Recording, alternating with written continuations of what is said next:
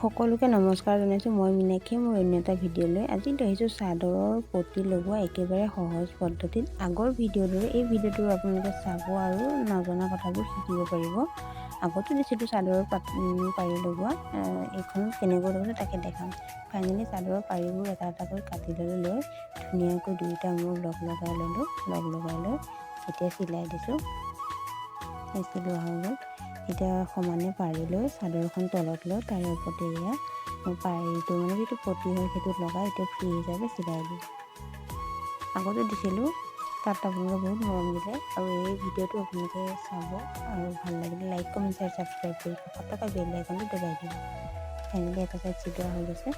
আকৌ এতিয়া সেই সমানে দি আকৌ ইফালে চিলাই দিম। এতিয়া মই সেয়া চিলাই দিছোঁ।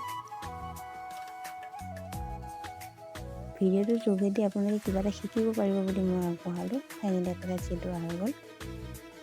দেখিছেনে, একেবাৰে সমানে সহজ পদ্ধতি নচলিলে। আকৌ এতিয়া ইটো চাইডে চিলাম একেধৰণে। সেয়া আকৌ চিলাই দিছোঁ।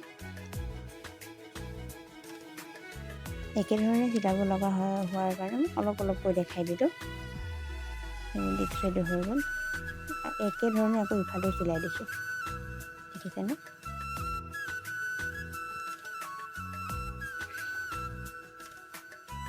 ৰেডি হৈ গ'ল মোৰ।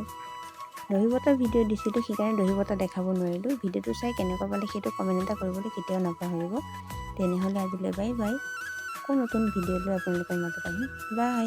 সকলো ভালে থাকক দেই।